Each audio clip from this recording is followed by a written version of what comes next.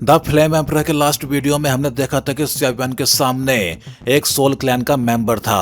अब देखते हैं कहानी में आगे क्या होता है। लड़के, बैटल के बीच में अगर तुम्हारा ध्यान भटका तो तुम्हारी मौत तय है। जैसे ही सेवन डू त्यान फेंग की सोल ट्रांसमिशन सुन रहा था, उसी समय ब्लैक फिगर ने बिल्कुल भी टाइम बर्बाद नहीं किया। उसके पूरे शरीर से निकलता ब्लैक घोस्टली ओरा अचानक इकट्ठा होने लगा। कुछ ही पलों में वो ओरा एक विशाल ब्लैक एनर्जी हेलबर्ड में बदल गया। उसने हेलबर्ड को मजबूती से पकड़ा और उसकी तेज नोक सीधे सेवन की ओर भेज दी। पूरे हेलबर्ड पे डेंस्ड घोस्टली ओरा लिपटा हुआ था। वो भयानक किलिंग इंटेंट के साथ सेवन की तरफ टूट पड़ा। हेलबर्ड की नोक से निकलती ठंडी चमक ने सेवन के आसपास के स्पेस तक को हिला दिया। सेवन मुस्कुराया, अच्छा है, आओ। इतना कहते ही उसने अपनी पीठ से एंशिएंट रूलर उतार लिया। अगले ही पल तेज फायर एट्रीब्यूट डोची उस रूलर को पूरी तरह ढक गई। उसकी आंखें सिकुड़ गई और उसके शरीर से एक भयानक ओरा धीरे धीरे फैलने लगा।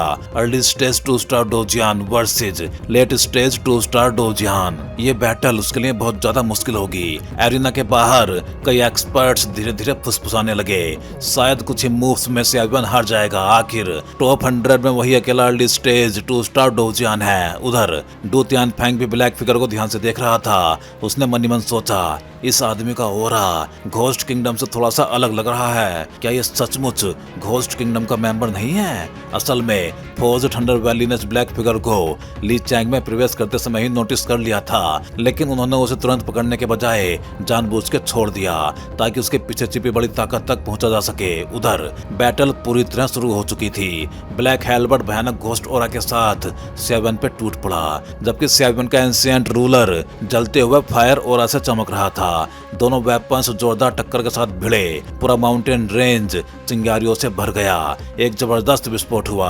दोनों पावर्स एक दूसरे से टकरा के फट गईं। सेवन और ब्लैक फिगर दोनों एक साथ पीछे की ओर उड़ गए। पीछे हटते हुए ब्लैक फिगर ने मनी मन सोचा, ये लड़का सच में मुश्किल ओपोनेंट है। सिर्फ अर्ली स्टेज 2 स्टार डोजियान होकर भी मुझ पे इतना प्रेशर डाल रहा है। अगर जरा से भी लापरवाही हुई तो मैं हार भी सकता हूँ। उधर सेवन भी पीछे हटते हुए सोच रहा था, इसका ओरा बिना किसी शक के सोल क्लैन का है। डोची कॉन्टिनेंट पर रहते हुए सेवन कई बार सोल क्लैन से फाइट कर चुका था, इसलिए वो उनके ओरा को अच्छी तरह पहचानता था। लेकिन उसे एक बात पे हैरानी भी हुई, ब्लैक फिगर ने अभी तक सोल क्लैन की सबसे मशहूर टेक्निक सोल लॉक का इस्तेमाल नहीं किया था। अगले ही पल सेवन को वजह भी समझ आ गई। अगर वो सोल लॉक का इस्तेमाल करता तो बाहर बैठे डू त्यान फेंग तुरंत उसकी असली पहचान जान जाते। आखिर घोस्ट किंगडम हो या सोल क्लैन, दोनों की रेप्यूटेशन ईस्ट कॉन्टिनेंट में बेहद खराब थी। अचानक ब्लैक फिगर चिल्लाया, सोल शैडो। उसका शरीर धीरे धीरे धुंधला पड़ गया और अगले ही पल वो पूरे माउंटेन रेंज से गायब हो गया। सेवन ने हल्का सा सिर हिलाया। फिगर हाइडिंग टेक्निक काफी अच्छी मार्शियल स्किल है। ये सिर्फ शरीर ही नहीं और अभी छिपा सकती है। फिर उसके चेहरे पे हल्की मुस्कान आई, लेकिन तुमने सेवन को बहुत हल्के में ले लिया है। अगले ही पल उसकी आंखें पूरी तरह बंद हो गई। भयंकर सोल पावर चारों दिशाओं में फैल गई। कुछ ही पलों में पूरे कॉम्पिटिशन माउंटेन रेंज को उसकी सोल पावर ने स्कैन कर लिया। उधर भागते हुए ब्लैक फिगर ने महसूस किया, इस लड़के की सोल पावर इतनी ज्यादा, अब देर नहीं करनी चाहिए। इसके शरीर में जरूर कोई बड़ा सीक्रेट है। अगर मैं उसे हासिल कर लूं तो पैलेस मास्टर बहुत खुश होंगे।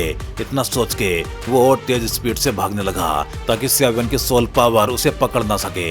सेवन हल्का सा हंसा, डोची की स्पीड कभी सोल पावर से तेज नहीं हो सकती। उसने अपने सोल पावर से ब्लैक फिगर का पीछा जारी रखा, लेकिन सावधानी के लिए उसने पहले ही एक एनर्जी क्लोन भी बना दिया था। अचानक ब्लैक फिगर सेवन से लगभग 1000 मीटर दूर पहुंच गया, लेकिन उसके सामने का स्पेस अचानक मुड़ने लगा और अगले ही पल वो स्पेस के भीतर से निकल के सीधे सेवन के सामने आ गया। उसकी आंखों में किलिंग इंटेंट भरा हुआ था।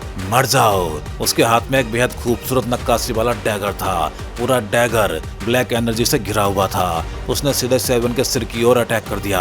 उसी समय बाहर खड़े यूरेन का चेहरा सफेद पड़ गया। नहीं, वो dagger immortal rank second grade weapon है। अगर ये अटैक लग गया तो सेवन जरूर मारा जाएगा। वो घबरा के डू त्यान फेंग की ओर दौड़ी। उम्मीद थी कि वो तुरंत बैटल रोक देंगे, लेकिन डू त्यान फेंग बिल्कुल शांत खड़ा रहा। वो जानता था सेवन एक young immortal rank 4th grade alchemist था। उसका फ्यूचर असीम था, लेकिन अगर उसने एनिमी को हल्के में लिया और उसी वजह वजह से जान गंवा दी तो उसका दोष किसी और का नहीं होगा। एरिना के बाहर कई एक्सपर्ट्स ने अफसोस से सिर हिला दिया। इतने पास से हुआ ये असैसिनेशन अटैक उन्हें भी लगभग इम्पॉसिबल लगा। उनके मन में तो सेवन के सिर के आर पार डैगर जाने का सीन तक बन चुका था। ब्लैक फिगर अभी पूरी तरह दिखाई भी नहीं दिया था कि उसने डैगर सीधे सेवन के सिर में घोंप दिया। अटैक इतना अचानक हुआ कि किसी को भी रिएक्ट करने का मौका नहीं मिला। लेकिन जैसे ही डैगर सेवन के सिर से टकराया पूरा सेवन धुएं में बदल गया। क्लोन? ब्लैक फिगर की आंखें फैल गई। बुरा हुआ, उसे तुरंत समझ आ गया कि वो सेवन के जाल में फंस चुका है। वो तुरंत स्पेस में वापस भागने वाला था कि उसके पीछे का स्पेस भी अचानक डिस्टॉर्ट हुआ और वहीं से सेवन की आवाज आई, काफी देर से तुम्हारा इंतजार कर रहा था। Good fortune divine punch leaping across mountains and rivers. अगले ही पल जलती हुई रेड फ्लेम से बना एक विशाल पंच सीधे ब्लैक फिगर की खुली हुई दाहिनी बाह पे जा लगा। हड्डियां टूटने की आवाज पूरे बैटलफील्ड में गूंज उठी। उसके हाथ से डैगर छूट के नीचे माउंटेन रेंज में गिर गया। ऊपर से यह सिर्फ एक नॉर्मल पंच लग रहा था, लेकिन उसमें होली फ्लेम से टेम्पर हुई फायर एट्रीब्यूट डोल्ची भी शामिल थी। साथ ही मार्शल स्किल के एम्पलीफिकेशन ने उसकी ताकत कई गुना बढ़ा दी थी। और सबसे महत्वपूर्ण, जब पंच ब्लैक फिगर की बाह से टकराया तब होली फ्लेम की एक छोटी चिंगारी चुपचाप उसके शरीर के अंदर प्रवेश कर गई। होली फ्लेम सिर्फ आउटसाइड रैम एबिलिटीज की नेचुरल एनिमी ही नहीं थी, बल्कि घोस्टली ऑरा रखने वाले क्रिएचर्स पर भी उसका प्रभाव बेहद घातक था। ब्लैक फिगर दर्द से चीख उठा। कम वक्त!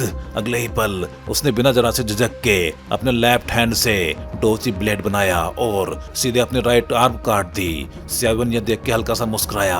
अपनी जान बचाने के लिए काफी बड़ी कीमत चुकाई है। उसने बिना टाइम गंवाए फिर से अटैक करने के लिए कदम बढ़ाया, लेकिन ब्लैक फिगर अचानक जोर से चिल्लाया, मैं हार मानता हूँ। जैसे ही उसने सरेंडर किया डू तियानफेंग तुरंत बैटलफील्ड में आ पहुंचा। उसने बैटल समाप्त कर दी, फिर ऊंची आवाज में घोषणा की, इस मैच का विनर सेव्यान, और वह सफलतापूर्वक टॉप 50 में प्रवेश करता है। फिर उसने बाकी पार्टिसिपेंट्स की ओर देखा। जो लोग हार गए हैं वो निराश ना हो, अभी रेसरेक्शन राउंड बाकी है, उसके जरिए भी टॉप 50 में जगह बनाई जा सकती है। इसके बाद ब्लैक फिगर ने अपना बचा हुआ हाथ पकड़ लिया। उसने नफरत भरी नजर से सेवन को देखा, फिर बोला, आज की बैटल खत्म हो चुकी है, मैं चलता हूँ। डू तियानफेंग ने हल्के से सिर हिलाया। ब्लैक फिगर धीरे धीरे वहां से चला गया, लेकिन उसे बिल्कुल भी एहसास नहीं था कि सेवन की छोड़ी हुई बेहद हल्की खाकी होली फ्लेम अभी भी उसकी बॉडी के भीतर चुपचाप जल रही थी। सेवन और डू तियानफेंग दोनों से दूर जाते हुए देखते रहे। फिर दोनों के होठों पे एक मिस्टीरियस मुस्कान उभर आई। ये सेवन सच में बहुत खतरनाक है। जैसे ही ब्लैक फिगर सेवन के हाथों बुरी तरह घायल हुआ और अपनी पूरी राइट आर्म तक गंवा बैठा, वहां मौजूद किसी भी व्यक्ति ने अब सेवन को हल्के में लेने की हिम्मत नहीं की। आखिर उसका ओपोनेंट कोई नॉर्मल व्यक्ति नहीं था, वो एक रियल लेट स्टेज 2 स्टार डोजियन एक्सपर्ट था। फिर भी सेवन ने सिर्फ अर्ली स्टेज 2 स्टार डोजियन की स्ट्रेंथ से उसे हरा दिया। ये जीत लक की वजह से नहीं, बल्कि उसकी असली स्ट्रेंथ की वजह से थी। सेवन ने डू तियानफेंग की ओर देखा, फिर यूरेन से कहा, चलो अब वापस चलते हैं। उसे पहले से ही पता था कि रात होने पे डू तियानफेंग जरूर उससे मिलने आएंगे। आखिर आज की बैटल में ब्लैक फिगर से जुड़ी बहुत सी बातें सिर्फ सेव्यान ही जानता था, इसलिए जल्दी लौट जाना ही बेहतर था। यूरेन ने भी राहत की सांस ली। हाँ, उसके चेहरे पे हल्की मुस्कान आ गई। दोनों ने डू तियानफेंग से विदा ली, फिर स्पेस फॉर्मेशन के जरिए वापस अपने माउंटेन रेजिडेंट में लौट आए। माउंटेन रेंज पहुंचने के बाद यूरेन सीधे अपने रेजिडेंस की ओर चली गई। आखिर उसकी छोटी बहन घर पे अकेली थी। एक बड़ी बहन होने के नाते उसे उसकी चिंता होना स्वाभाविक था। उधर सेवन अपने वुडन हाउस में लौट आया। बैठते ही वो गहरी सोच में डूब गया। सोल क्लैन अपर प्लेन में आने के बाद इनके बारे में बहुत कम जानकारी मिली है। आखिर ये लोग करने क्या वाले हैं? धीरे धीरे पूरा कमरा शांत हो गया। डेसोलेट एरिना में टॉप 100 से टॉप 50 तक की सभी बैटल्स सुबह से लेकर शाम तक लगातार चलती रहीं और आश्चर्यजनक स्पीड से पूरा राउंड खत्म हो गया। थंडर रेल्म की रात हमेशा की तरह शांत और ठंडी थी। सेव्यान अपने वुडन हाउस के भीतर क्रॉस लेग्ड बैठ के कल्टीवेट कर रहा था, तभी उसके सामने का स्पेस अचानक हल्के हल्के कांपने लगा। स्पेस में धीरे धीरे एक क्रैक खुला और अगले ही पल एक फिगर चुपचाप कमरे के अंदर आ गया। वो मुस्कुराया, लिटिल फेलो आने वाला व्यक्ति था फोर्ज थंडर वैली का third master Duan Tian Feng, वही व्यक्ति जो आज डेसोलेट एरिना के कंपटीशन का इंचार्ज था। सेवन बिल्कुल भी हैरान नहीं हुआ, मानो वो पहले से ही उसका इंतजार कर रहा हो। वो धीरे से खड़ा हुआ। Senior Duan Duan Tian Feng मुस्कुराया। ज्यादा फॉर्मेलिटी की जरूरत नहीं है, तुम जानते हो मैं यहाँ पे क्यों आया हूँ। सेवन ने बिना झिझक उत्तर दिया। आज जिस आदमी से मेरी बैटल हुई थी उसी के बारे में। डू तियान फेंग ने सिर हिलाया। सही कहा, उस आदमी की पहचान साधारण नहीं है। सेवन ने धीरे से कहा, या तो वह घोस्ट किंगडम से है या फिर ह्यूमन वर्ल्ड के सोल क्लैन से। मुझे अभी पूरी तरह यकीन नहीं है, लेकिन ईस्ट कॉन्टिनेंट में उसका आना जरूर किसी बड़ी योजना का हिस्सा है। ये सुन के डू तियान फेंग थोड़ा चौंक गया। तुम काफी कुछ जानते हो। घोस्ट किंगडम और सोल क्लैन दोनों की जानकारी बेहद कम लोगों के पास थी, लेकिन स्याव्यान उनकी पहचान तक जानता था। ये बात डू तियान फेंग को सचमुच हैरान कर गई। स्याव्यान ने आगे कहा, मैंने उसके शरीर में एक फ्लेम मार्क छोड़ दिया है। उसकी स्ट्रेंथ से वो कुछ टाइम तक उसे बिल्कुल भी नोटिस नहीं कर पाएगा। यह सुनते ही डू तियान फेंग की आंखें चमक उठी। बहुत बढ़िया, अब जबकि वो कॉम्पिटिशन से बाहर हो चुका है तो उसे थंडर रैल्म छोड़ना ही होगा, और उसी समय शायद वो अपनी असली चाल चलेगा। उस समय हमें तुम्हारी हेल्प चाहिए होगी। सेवन हल्का सा मुस्कुराया।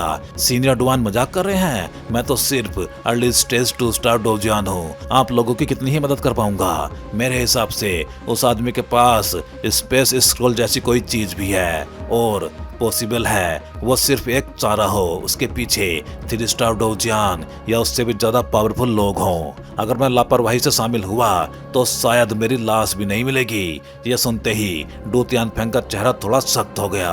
तुम लड़के काफी डरपोक हो। क्या तुम्हें पता भी है तुम इस समय किससे बातें कर रहे हो? अगले ही पल उसके शरीर से 4 स्टार डोजियान का भयानक ऑरा फूट पड़ा।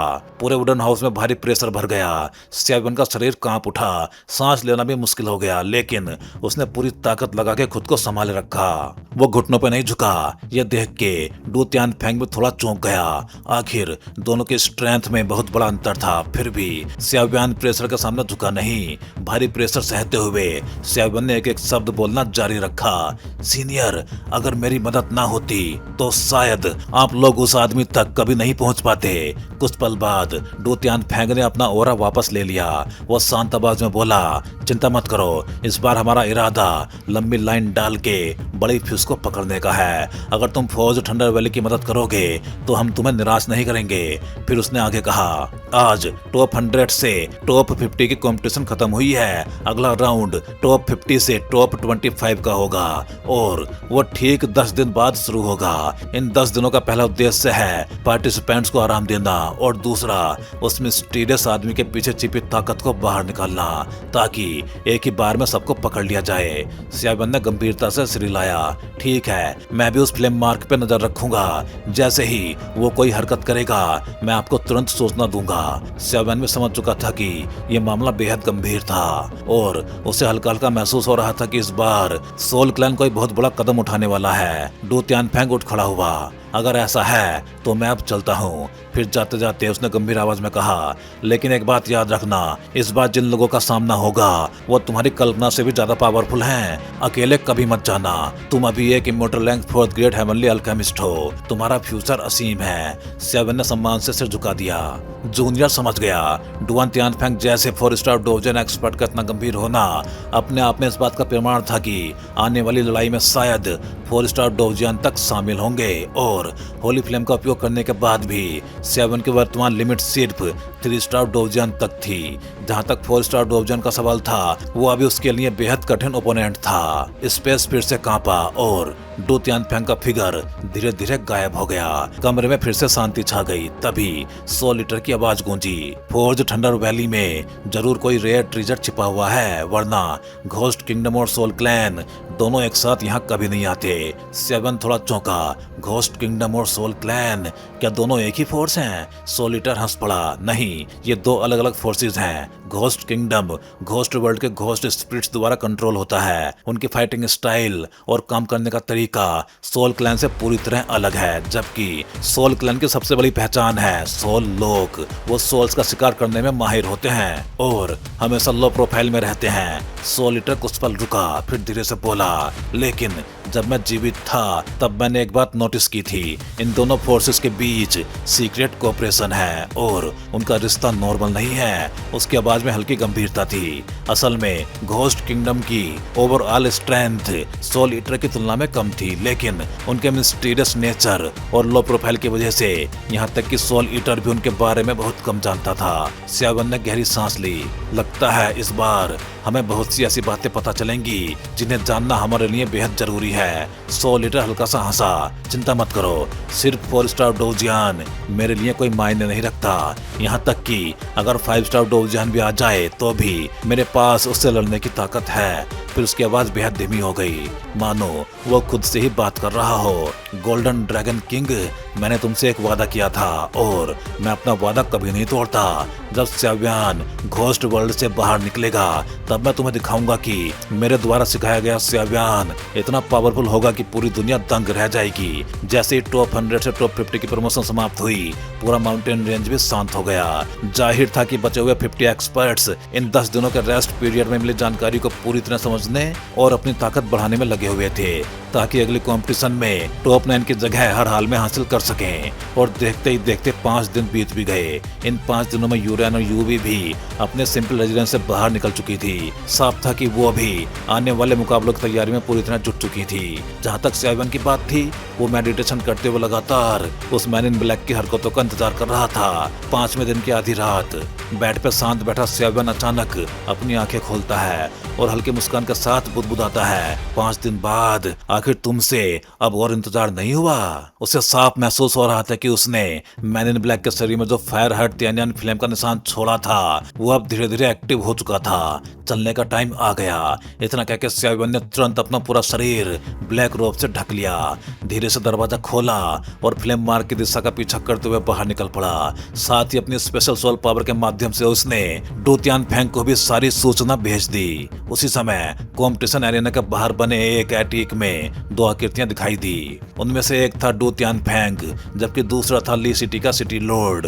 डू तियान फैंग ने सबसे पहले कहा, डू चीफी और वो लड़की थंडर फोर्जिंग वैली से निकल चुकी हैं। मुझे लगता है वो थंडर रैल में पहुंच चुकी होंगी। ली सिटी लॉर्ड के चेहरे पर चिंता साफ दिखाई देने लगी। लेकिन लियू चिंग उसके साथ क्यों गई? अगर उन दोनों को कुछ हो गया तो हम दोनों की हालत बहुत खराब हो जाएगी। आखिर डू चीफी पूरे थंडर फोर्जिंग वैली की फ्यूचर की सक्सेसर थी, जबकि लियू चिंग भी होली सी की बेहद महत्वपूर्ण और पावरफुल प्रतिभा थी। अगर उन दोनों में से किसी के साथ कुछ भी हुआ तो इसका अंजाम बेहद भयानक होता। लेकिन डू तियान फैंग मुस्कुराया, चिंता मत करो, अभी तक उनका कोई भी पता नहीं चला। लेकिन वो दोनों भी साधारण लोग नहीं हैं और थंडर फोर्जिंग वैली की सिक्योरिटी इतनी आसान नहीं है कि कोई यूं ही निकल जाए। मुझे लगता है वैली लॉर्ड ने जानबूझ के उन्हें जाने दिया है। वैली लॉर्ड, ये नाम सुनते ही सिटी लॉर्ड ने राहत की सांस ली। उसी समय एक बेहद सूक्ष्म सोल फ्लक्चुएशन चुपचाप डू तियान फैंग तक पहुंचा। सिटी लॉर्ड ने भुएं सिकोड़ ली। ये क्या है? डू तियान फैंग हल्का सा मुस्कुराया। लगता है वो आदमी आखिरकार खुद को रोक नहीं पाया।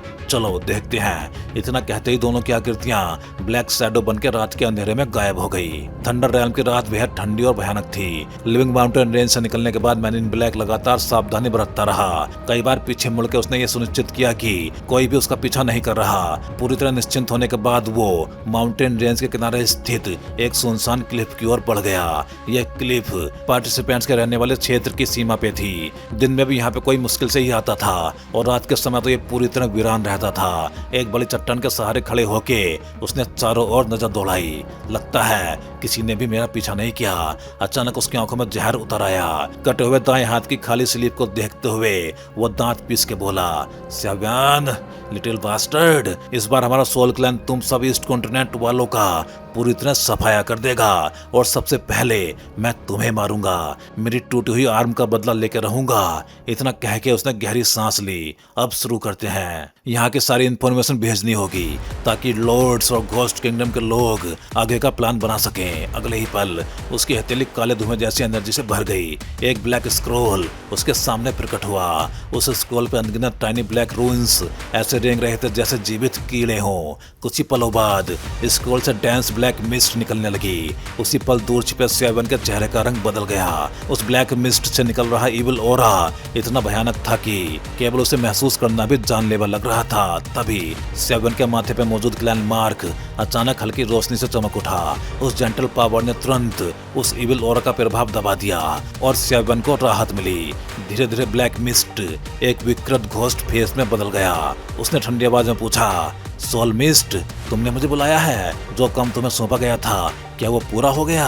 मैन इन ब्लैक तुरंत सम्मान से झुक गया। माय लॉर्ड, आपका आदेश पूरा हो चुका है। ये रहा थंडर फॉर्जिंग वैली, ली सिटी और थंडर रैम का पूरा डिस्ट्रीब्यूशन मैप। इतना कह के उसने एक स्क्रॉल दोनों हाथों से आगे बढ़ाया। स्क्रॉल के चारों ओर थंडर पावर घूम रही थी। स्पष्ट था कि ये थंडर फॉर्जिंग वैली की अत्यंत गोपनीय चीज थी। थंडर फॉर्जिंग वैली का प्रवेश खुद में मिस्टीरियस था। अंदर अनगिनत मैकेनिज्म और फॉर्मेशंस मौजूद थे। थंडर रैम तो उससे भी अधिक मिस्टीरियस था। यदि किसी के पास सही मैप ना हो तो सोल क्लैन जैसे पावरफुल लोग भी सीधे अटैक करने की हिम्मत नहीं करते। घोस्ट फेस जोर से हंसा। बहुत बढ़िया, तुमने शानदार काम किया है। अब बाकी का काम सोल क्लैन और घोस्ट किंगडम के एक्सपर्ट्स मिलकर तय करेंगे। इस बार ईस्ट कॉन्टिनेंट का अस्तित्व हमेशा के लिए समाप्त हो जाएगा। भयानक हंसी पूरे क्लिफ पे गूंज उठी। उसके लिए मैप ही पर्याप्त था। सोल क्लैन, घोस्ट किंगडम और सिन की कंबाइंड पावर के सामने पूरा ईस्ट कॉन्टिनेंट टिक ही नहीं पाएगा। अगले ही पल वो स्क्रॉल काले धुएं ने निगल लिया और गायब हो गया। मैन इन ब्लैक तुरंत झुक गया। लॉर्ड को सम्मान पूर्वक विदा करता हूँ। फिर ब्लैक मिस्ट दोबारा उसी स्क्रॉल में समा गई। कुछ ही सेकेंड्स में पूरा स्थान पहले जैसा शांत हो गया, मानो यहाँ पे कुछ हुआ ही ना हो। दूर छिपा सेव्यान गहरी सोच में पड़ गया। इस आदमी के पास ये स्क्रॉल आया कैसे? सिर्फ लेट स्टेज 2 स्टार डोवजान होकर ये थंडर फॉर्जिंग वैली जैसी जगह से इतना महत्वपूर्ण सीक्रेट कैसे चुरा सकता है? तभी सोल ईटर लॉर्ड हंस पड़ा। मुझे तो ये सब पहले से तय की हुई योजना लगती है। थंडर फॉर्जिंग वैली ने जानबूझ के उसे ये स्क्रॉल लेने दिया है। छोटी मछली छोड़ के बड़ी मछली पकड़ने वाली चाल। अब सोल क्लैन, घोस्ट किंगडम और सिन तीनों पावर्स एक साथ अटैक करेंगी। देखना यह है कि आखिर अंतिम जीत किसकी होगी। सेवन ने धीरे से सिर हिलाया। उम्मीद करता हूँ ईस्ट कॉन्टिनेंट इतना कमजोर साबित ना हो। इतना कह के उसने फिर से अपनी नजर मैन इन ब्लैक पे टिकाई। स्पष्ट था कि वो यहाँ से जाने वाला था, लेकिन डू तियान फेंग अभी तक नहीं पहुंचा था। इसलिए सेवन ने तय किया कि उसके आने से पहले ही मैन इन ब्लैक को रोकना होगा। उसी समय क्लिप के नीचे से एक लड़की की मधुर आवाज सुनाई दी, सिस्टर लियू चिंग, इधर इसी रास्ते से ऊपर चढ़ो। यहीं से थंडर रैल्म की सीमा शुरू होती है। कंपटीशन भी थंडर रैल्म के अंदर ही होने वाला है। धीरे धीरे दो लड़कियों की परछाइयां क्लिप की दीवार पकड़ के ऊपर चढ़ने लगी। जैसे ही मैन इन ब्लैक की नजर उनमें से एक पे पड़ी, उसकी आंखें चमक उठी। फौज थंडर वैली की वैली मास्टर की डॉटर डू चीफी। उसके चेहरे पर तुरंत एक क्रूर मुस्कान फैल गई। लगता है इस बार भगवान भी तुम्हारी मदद नहीं करेगा। वो जोर से हंसा। एक जासूस होने के कारण वो थंडर फॉर्जिंग वैली के सभी हाई लेवल मेंबर्स की पहचान अच्छी तरह जानता था। इसलिए उसने पहली ही नजर में डू चीफी को पहचान लिया। अगले ही पल उसकी स्पीड अचानक कई गुना बढ़ गई। वो सीधे उन दोनों लड़कियों की ओर जानलेवा अटैक करने के इरादे से झपट पड़ा। लेकिन नीचे क्लिफ पे चढ़ रही डू चीफी और लियू चिंग, उन्हें अभी तक जरा भी अंदाजा नहीं था कि मौत धीरे धीरे उनकी ओर बढ़ चुकी थी। तो भाई लोग, इस वीडियो में बस इतना ही। चलिए फिर जल्दी ही मिलते हैं अगले वीडियो में। सभी चैनल मेंबर्स का बहुत बहुत धन्यवाद, क्योंकि भाई आप सभी मेंबर्स की वजह से काफी बूस्ट मिला है इस चैनल को, और मुझे भी काफी ज्यादा मोटिवेशन मिला है, जिससे कि मैं द फ्लेम एम्परर सीरीज को लगातार अच्छे से एक्सप्लेन कर सकूं। उम्मीद है आप सभी लोग, फिर चाहे चैनल मेंबर्स हों या फिर सब्सक्राइबर्स, ऐसे ही एनिमेटेड मूवीज के साथ बने रहेंगे। अगर आप चैनल मेंबर्स नहीं हो लेकिन चैनल मेंबरशिप ज्वाइन करके सपोर्ट करना चाहते हो, तो आप भी कोई भी एक चैनल मेंबरशिप ज्वाइन कर सकते हो। चैनल मेंबरशिप ज्वाइन करना बहुत आसान होता है। आप चैनल पेज पे जाके इस ज्वाइन बटन को क्लिक कर सकते हो। इस पे क्लिक करते ही आपको सारे मेंबरशिप प्लान दिखाई देंगे और फिर आप जो भी प्लान ज्वाइन करना चाहते हो उस पे क्लिक कर सकते हो। फिर आप इस ज्वाइन बटन पे क्लिक करोगे। इस पे क्लिक करते ही आपको ये पेज दिखाई देगा। यहाँ आने के बाद आप अपना पेमेंट मेथड सेलेक्ट कर सकते हो, यूपीआई या कोई और मेथड। फिर आप जैसे ही इस बाई बटन पे क्लिक करोगे आपको एक क्यूआर कोड दिखाई देगा। ये क्यूआर कोड जिसको स्कैन करके आप अपना पेमेंट प्रोसेस कंप्लीट कर सकते हो और बस अब आप भी बन जाओगे इस चैनल के एक मेंबर और अब आपको अभी अपने प्लान के हिसाब से अर्ली वीडियो एक्सेस मिलना स्टार्ट हो जाएगा। तो भाई लोग एक बार फिर से आप सभी मेंबर्स का दिल से धन्यवाद।